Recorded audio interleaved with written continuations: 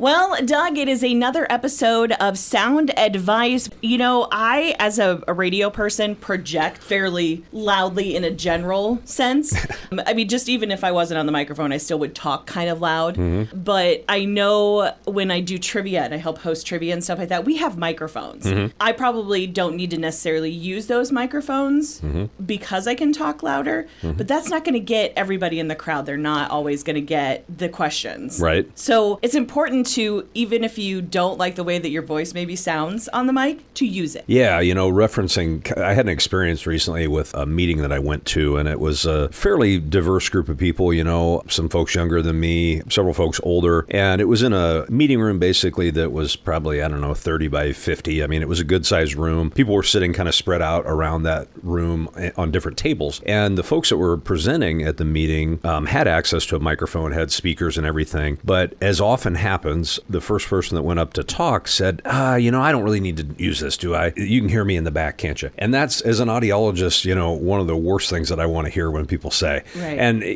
everybody, I mean, you got a nice voice, you project your voice. I do too. I talk to people with hearing impairment every day, so I tend to project my voice as well. But don't fall for that idea of not using the microphone, because there is somebody in that room that will benefit from you talking through that microphone. And this can be, again, at a meeting. It could be in a workplace environment. It might be at a wedding when you're toasting the newlywed couple. I mean, anytime you have access to a microphone, don't be afraid to use it, because there's somebody in that crowd that has hearing loss that's going to need it. Yeah, you might just get the first couple of rows or the first few seats, and they're going to hear you just fine. They're going to chuckle at the joke, or they're going to, whatever, but you're missing a whole section in the back that is maybe going to catch a third of or of that, if that. Yeah, I mean, and it goes back to, we don't hear ourselves. I guess if you had headphones on, you'd hear your own monitor in the studio. But when we start talking through a microphone with speakers, everybody kind of catches themselves, unless you're used to doing it. It sounds weird. It's like, what? Wow, I'm kind of a little echo there, or something's going on. But, that really allows everybody in that environment to hear. More personal example, I went to an audiology meeting one time, and this was a group of audiologists and hearing aid dispensers in the room together, and folks were kind of coming up to the front and talking about different topics, and many hearing care professionals said, I don't need to use this. Well, luckily there was one audiologist in the audience who had a pretty severe hearing impairment, and she really needed them to talk through the microphone. So anytime somebody wasn't doing that, she,